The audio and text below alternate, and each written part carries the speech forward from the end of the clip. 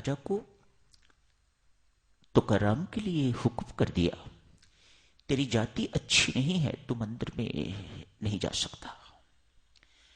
बेचारे के जान प्राण सब जो निकल गए। मैं विट्ठल भगवान के दर्शन ही नहीं कर सकता मंदिर में जाके। जो दिन भर मंदिर में बैठे रहने वाले व्यक्ति, उसे कोई अचानक कह दे कि तू यह मंदिर में नहीं बैठ सकता, भीतर प्रवेश नहीं कर सकता, सोचो तुकाराम की क्या हालत होगी। मेरे राज्य से निकल जा। लोगों ने, अच्छे लोग भी थे, उन्होंने थोड़ा एतराज किया तो ठीक है, कहते हैं मंदिर में नहीं जाएगा, पर बेशक गांव में ही रहे, लेकिन मंदिर में उसका प्रवेश वर्जित हो गया। भक्त भक्ति के बिना कैसे जिए। अतएव सुबह सुबह ही उठ के तो कहीं एकांत स्थान के पास ही कोई छोटी सी पहाड़ी होगी, वहां चले जाते हैं। शाम को लौट आते हैं, रात तक वापस आ जाते हैं, घर आ जाते हैं अपने पत्नी के पास, पुत्र के पास। पत्नी अब अच्छी हो गई हुई है, अतएव एक वक्त का खाना तुकाराम के लिए रोज ले जाती है। खाना भी ले जाती है, साथ ही साथ भगवान को कोसती भी जाती है। कहती है आज बहुत कड़ी गर्मी का दिन है, डिस्टेंस भी ज्यादा होगा, प्यास भी बहुत लगी हुई है, लेकिन भगवान को कोसने में कोई कसर नहीं छोड़ती। अरे विट्ठल, तू भीतर से भी काला और बाहर से भी काला। क्या तुझे मेरा पति ही मिला, उसके अंदर तू घर कर गया है? तूने मेरी गृहस्थी का क्यों नहीं सोचा? मेरी गृहस्थी तूने सारी की सारी बर्बाद करके रख दी। मैंने गृहस्थ जीवन नहीं देखा। क्या कर दिया ये तूने? क्यों ऐसा किया तूने? मैंने तेरा क्या बिगाड़ा हुआ था? मन ही मन विट्ठल भगवान को कोसती ही जा रही है।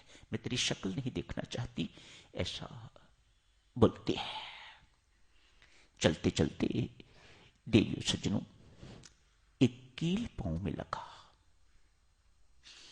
खून का फवारा छूटा, खून ही खून पत्नी के पांव से। पत्नी आगे जा नहीं सकती, वहीं गिर गई है। इतना खून निकला, प्रोफ्यूज ब्लीडिंग, वहीं बेचारी गिर गई है। भगवान को इसकी चिंता नहीं है, भगवान को अपने भक्त की चिंता है। मेरा भक्त भूखा बैठा है, ये यहां पड़ी हुई है, यहां उसे उठेगी नहीं तो वहां पहुंचेगी कैसे, उसको खाना कैसे मिलेगा? मेरा भक्त इस वक्त भूखा बैठा हुआ है, उसे भूख लगी हुई है। जो वास्तविक काम करता है, शेष सारे के सारे काम उसके मैं करता हूं। भगवान श्री फरमाते हैं, बेचारे पत्नी के पास आए, आके स्पर्श किया, उठ के बैठी। स्पर्श करने मात्र से होश आई, उठ के बैठी। अरे विट्ठल, तू क्या करने आया है मेरे सामने? दूर हो जा मेरी नजरों से। भगवान श्री वहां खड़े खड़े तो अपनी दृष्टि इधर बदलती है तो भगवान उधर, पीछे की तरफ बदलती है तो भगवान उधर, इधर बदलती है तो भगवान उधर। ठीक है, तू यहां से नहीं जाता तो मैं अपनी आंखें बंद कर लेती हूं, मैं तेरा दर्शन नहीं करना चाहती। आंखें बंद करी तो भगवान भीतर दिखाई देने शुरू हो गए। ध्यान लग गया, परमेश्वर से क्षमा मांगी, ये मैंने सब कुछ क्या कर दिया। चरण पकड़े। अरे तू रो मत, भगवान कहते हैं, अरे तू रो मत, मैंने तेरे जन्म जन्मांतर के पाप माफ कर दिए, रो मत, उठ जल्दी से।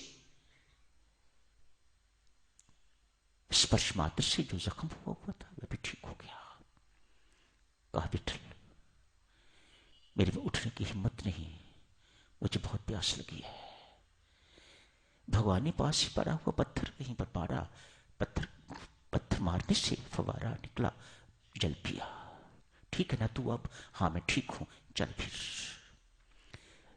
दोनों विट्ठल और तुकाराम की पत्नी इकट्ठे तुकाराम के पास पहुंचे। इन दोनों को इकट्ठे देखकर तो मन ही मन सोच रहे हैं, ये आज कैसा चमत्कार, अंधकार और सूर्य साथ साथ। मेरी पत्नी विठ्ठल भगवान के साथ। भूख प्यास भगवान के दर्शन करके तुकाराम की मिट गई, खत्म हो गई।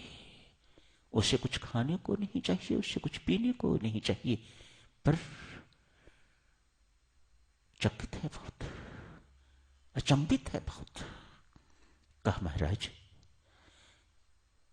आप इसके साथ?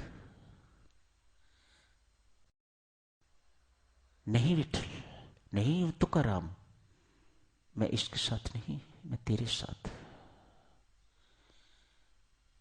जो कुछ मैंने किया इसके लिए नहीं किया, तेरे लिए किया है।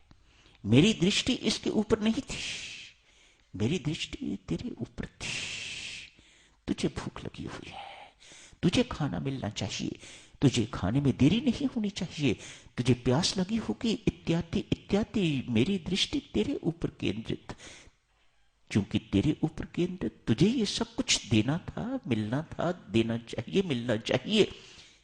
इस ढंग से मैं उतावला था, इसलिए मुझे इसके लिए सब कुछ करना पड़ा। तो कहता है ना, तो कहा जो परमात्मा का वास्तविक कर्म करता है उसके शेष सारे के सारे संसारिक दायित्व मैं निभाता हूं, वही मैंने आज करके दिखाया है।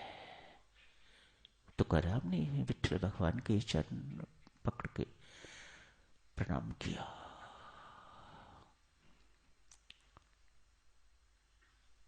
भगवान श्री ने उस भक्त के कारण पत्नी को शायद जन्म जन्मांतर तक कभी दर्शन न हो पाते। भगवान श्री यहां फरमाते हैं, देवी और सज्जनों, अरे तुका, न जाने तेरे कितने संबंधियों का दायित्व मैंने अपने ऊपर लिया हुआ है।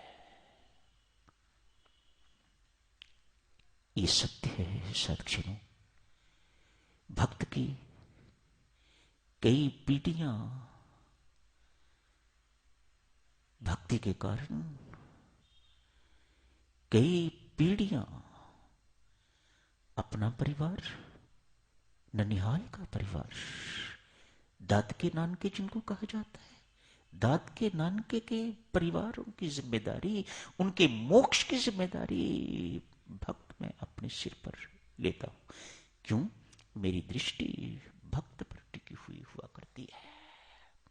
वे बहुत बड़ी बड़ी भूलें भी करते हैं तो मैं उन्हें इग्नोर कर देता हूं, सिर्फ इस कारण ये मेरे भक्त का संबंधी है, ये मेरे भक्त का रिश्तेदार है। तो यही समाप्त करने की इजाजत दीजिएगा।